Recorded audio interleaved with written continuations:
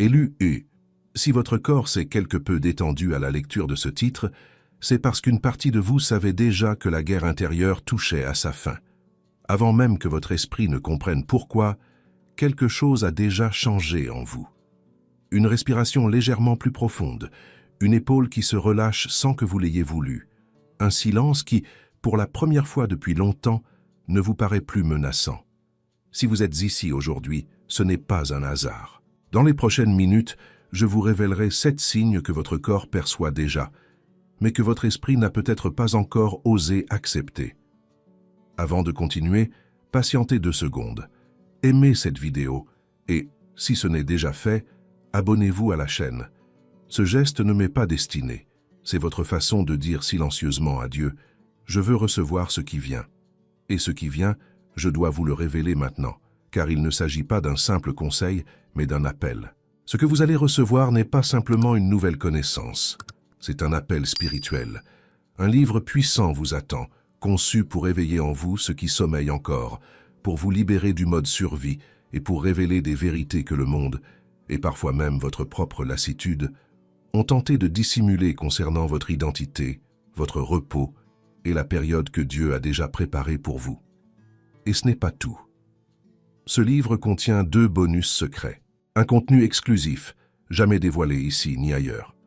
Au total, 3 ressources précieuses, réservées à celles et ceux qui sont vraiment prêts à sortir définitivement du mode survie et pas seulement à en parler. Mais n'attendez pas. Cet accès est limité et peut être retiré sans préavis. Si vous ressentez cet appel, ne le laissez pas passer. Le lien se trouve dans le premier commentaire épinglé sous cette vidéo. Ignorer cet appel, c'est fermer une porte que Dieu vient d'ouvrir. Y répondre, c'est choisir d'occuper dès aujourd'hui la place que vous portez en vous depuis si longtemps. Maintenant, revenez avec moi, car ce que je dois encore vous dire vous touchera bien plus profondément que vous ne pouvez l'imaginer. Vous avez vécu des années avec le corps en état d'alerte permanent, même quand, extérieurement, rien ne semblait menaçant. Vous connaissez cette tension dans la mâchoire qui ne disparaît jamais vraiment. Ces épaules qui remontent vers les oreilles, comme si vous attendiez un coup.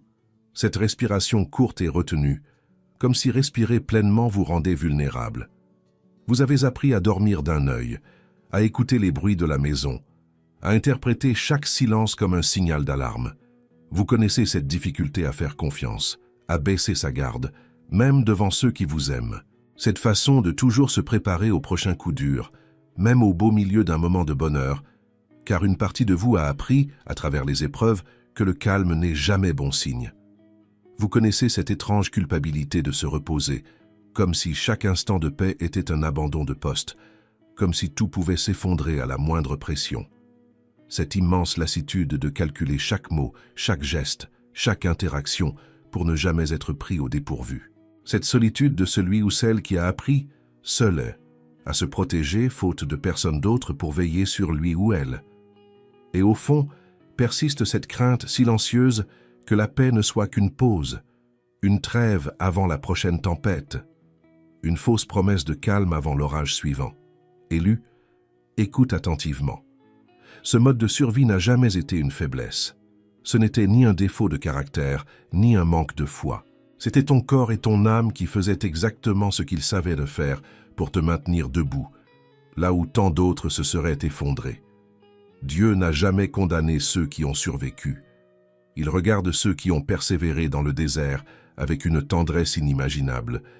Et aujourd'hui, il ne te demande pas de continuer à survivre. Il t'invite à passer doucement d'un état d'alerte à un état de repos. Mais sortir du mode survie ne se fait pas d'un coup, comme lorsqu'on tourne une page. Cela se fait par petites touches qui s'accumulent, presque silencieusement. Une respiration un peu plus profonde, une nuit de sommeil un peu plus réparatrice, un silence qui ne vous surprend plus. C'est pourquoi vous devez rester jusqu'au 7e signe, car les premiers signes vous indiqueront que quelque chose se prépare.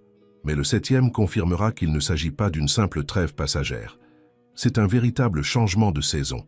Avant de commencer, si ce que je viens de décrire vous parle, écrivez en commentaire « Je sors du mode survie ».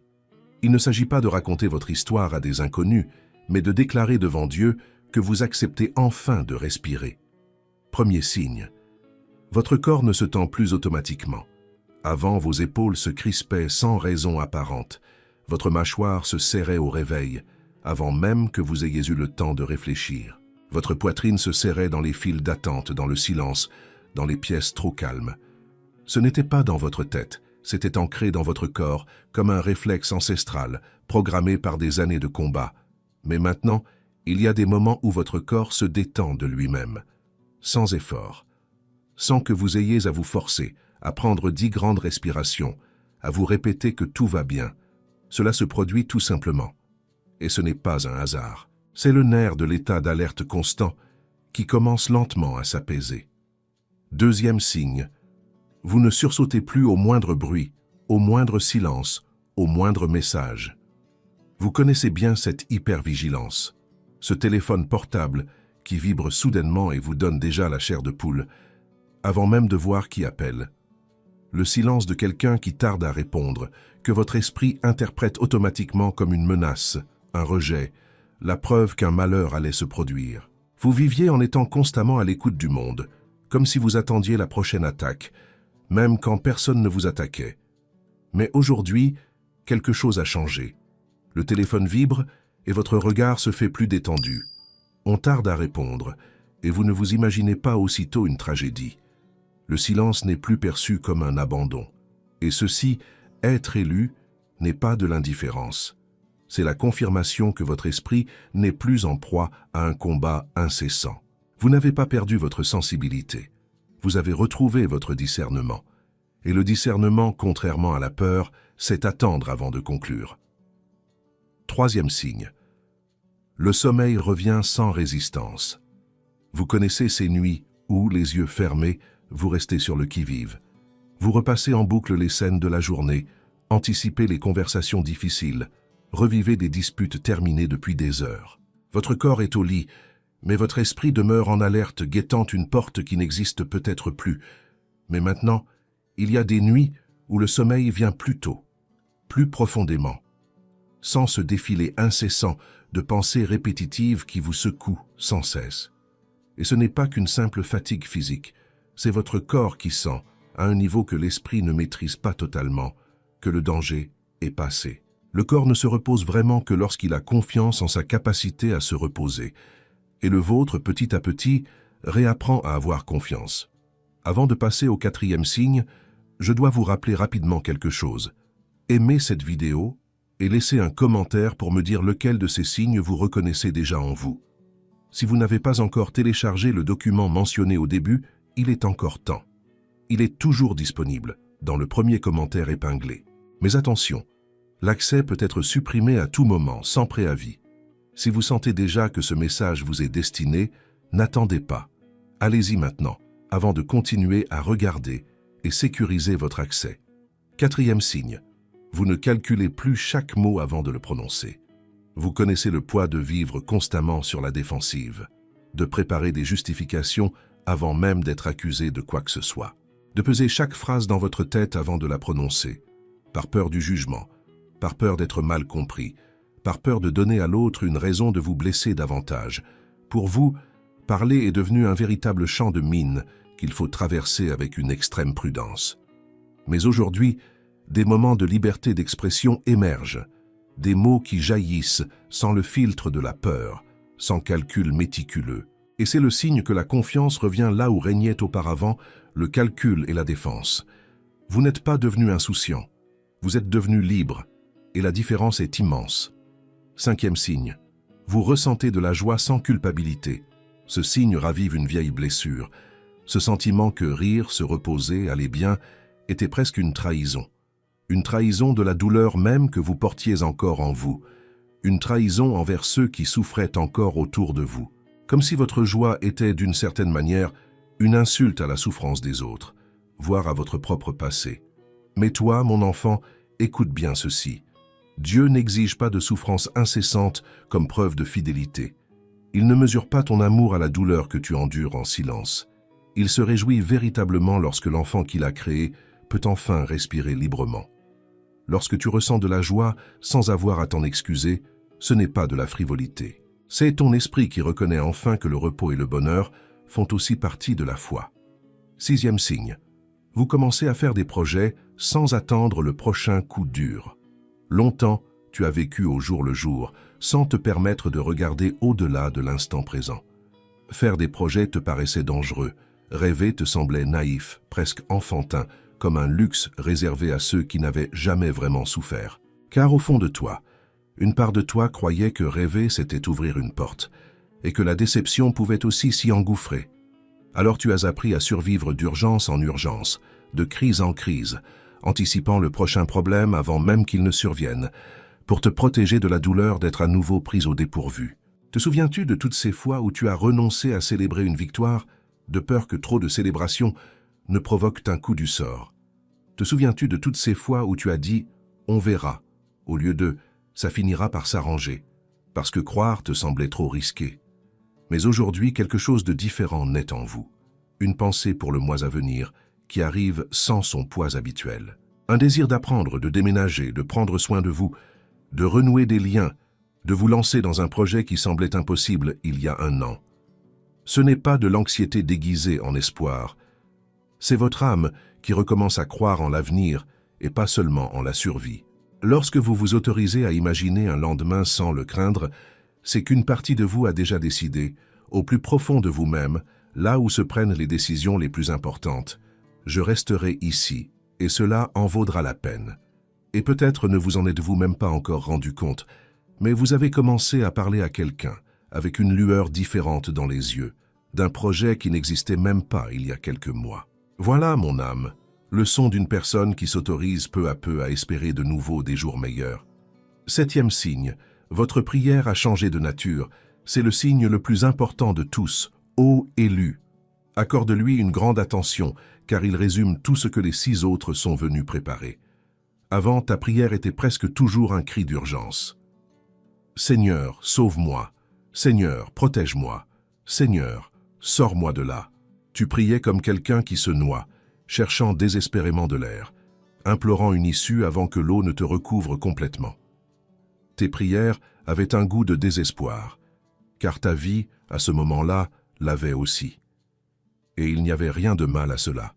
Dieu entend même le cri le plus désespéré, et il n'a jamais ignoré une seule larme versée lors de tes nuits les plus difficiles. Mais maintenant, sans que vous l'ayez consciemment décidé, sans plan, sans effort, quelque chose dans votre prière a commencé à changer de direction. Ce qui n'était qu'une simple supplication s'est peu à peu transformé en gratitude. Seigneur, merci de me protéger. Seigneur, merci de ne pas m'avoir laissé seul dans ce désert. Vous avez commencé à rendre grâce avant même de demander. Vous avez commencé à vous souvenir de ce que Dieu avait déjà fait, avant même de penser à ce qui manquait encore. Et ce passage de la demande d'aide à la gratitude est la confirmation la plus profonde que le mode survie cède la place au mode confiance. Quand vos lèvres s'ouvrent davantage pour louer que pour désespérer, c'est que votre esprit sait déjà quelque chose que votre mental commence à peine à comprendre. Vous avez surmonté l'épreuve, et Dieu était avec vous tout le temps, même les jours où vous vous sentiez seul. Élu. Si vous avez reconnu au moins 4 de ces 7 signes en vous, je me dois de vous dire quelque chose avec toute la gravité que cela mérite. Vous ne sortez pas simplement d'une crise, vous entrez dans une nouvelle ère, une ère de repos et de reconstruction. Dieu ne vous a pas sorti du mode survie pour que vous viviez dans la crainte d'y retourner à tout moment. Il vous en a sorti pour que vous puissiez apprendre peu à peu à faire de la paix votre nouvelle normalité. Non pas comme une rare exception dans votre vie, une trêve fragile entre 2 tempêtes, mais comme le fondement solide sur lequel vous pouvez désormais enfin bâtir. Mais il y a un avertissement spirituel que je ne peux absolument pas omettre de vous transmettre maintenant. Une fois que le corps et l'esprit sortent du mode survie, une tentation insidieuse surgit souvent, presque dissimulée sous de bonnes intentions. Elle peut se manifester par la précipitation, un désir presque désespéré de rattraper le temps perdu, d'accomplir en 6 mois ce qui prendrait des années, de prouver à soi-même et aux autres qu'on n'a pas gâché sa vie à lutter pour survivre. Elle peut se traduire par une méfiance automatique, cette vieille voix qui murmure « C'est trop beau pour être vrai, quelque chose va mal tourner, prépare-toi à la chute ». Elle peut ressurgir sous la forme de ce vieux désir de tout contrôler, de surveiller chaque détail, de ne même pas faire confiance à ce repos que Dieu nous offre en cadeau. Et elle peut se manifester par le biais de personnes et de situations anciennes, qui refont surface précisément au moment où l'on recommence à respirer, comme si elles voulaient réactiver, intentionnellement ou non, notre ancien état d'alerte. Élu, protège ce nouveau repos avec tout le soin qu'il mérite. Protège-le par la prière, le discernement, la patience et une communion constante avec Dieu. Tu n'as pas besoin de te précipiter pour prouver quoi que ce soit à qui que ce soit, pas même à toi-même. Tu n'as pas besoin de tout surveiller à nouveau pour t'assurer de ta sécurité. La même main qui t'a soutenu dans le désert, alors même que tu n'en avais pas conscience, est la même main qui te guide maintenant avec sérénité vers la paix des eaux. Souvenez-vous-en chaque fois que vous êtes tenté de douter de votre propre repos. Se reposer n'est pas synonyme de s'oublier. Avoir confiance en Dieu n'est pas synonyme de naïveté. Vous pouvez, en effet, rester attentif à la vie sans pour autant entrer en conflit avec elle. Il y a une différence fondamentale entre une vigilance sage, guidée par l'Esprit Saint, et une vigilance anxieuse, alimentée par un traumatisme. La première observe et poursuit son chemin en paix. La seconde observe sans jamais se reposer. Demandez à Dieu le discernement nécessaire pour reconnaître laquelle des deux s'exprime en vous à chaque instant. Si vous savez au fond de vous que ces 7 signes vous concernent directement, écrivez maintenant en commentaire « Je sors du mode survie, j'entre dans le repos de Dieu ». N'écrivez pas cela pour convaincre qui que ce soit.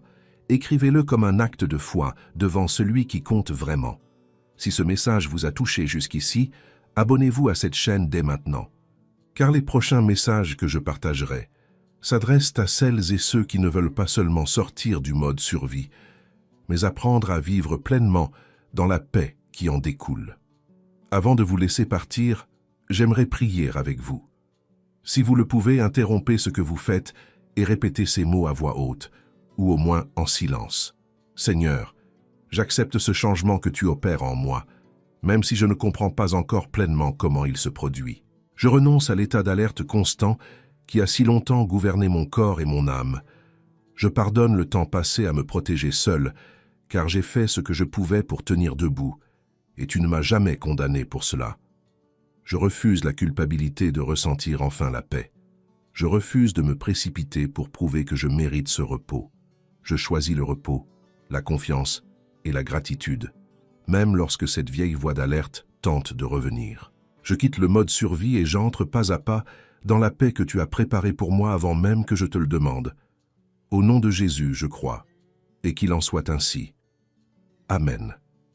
Élu. Écoutez attentivement cette dernière phrase. Le mode survie ne vous a jamais défini. Il vous a seulement permis de rester en vie jusqu'au jour où Dieu pourra enfin vous accorder le repos qu'il a toujours voulu vous donner. Peut-être personne n'a-t-il perçu l'ampleur du combat que vous avez mené en silence dans des pièces vides, aux aurores quand personne ne répondait, lorsque vous vous êtes retrouvé seul face à l'adversité. Mais Dieu, lui, l'a vu. Chaque nuit blanche, chaque larme ravalée, chaque fois que vous avez décidé de persévérer malgré l'épuisement, tout cela se transforme aujourd'hui en racine. Et une racine profonde est invisible à la surface, mais c'est précisément elle qui soutiendra tout ce que l'avenir vous réserve. Tu n'es pas arrivé là par hasard. Tu es arrivé là parce qu'il y avait une vocation dans ta vie, même les jours où tu ne ressentais que de l'épuisement. Et cette vocation est toujours là, plus forte que jamais, car elle ne repose plus sur la peur, mais sur la paix que tu apprends enfin à habiter. Avant de quitter cette vidéo, merci de la liker, d'écrire « Amen » en commentaire et de vous abonner à cette chaîne pour recevoir le prochain message, car ce voyage ne s'arrête pas là. Chaque like, chaque abonnement, chaque commentaire est une façon simple de dire « Je veux continuer à recevoir ce message. Je veux continuer à cheminer hors du désert. » Et si vous souhaitez mieux comprendre cette nouvelle étape qui s'ouvre à vous, la vidéo suivante, qui apparaît maintenant à l'écran, a été préparée précisément pour ce moment de votre vie. Cliquez dessus et poursuivons ce voyage avec moi.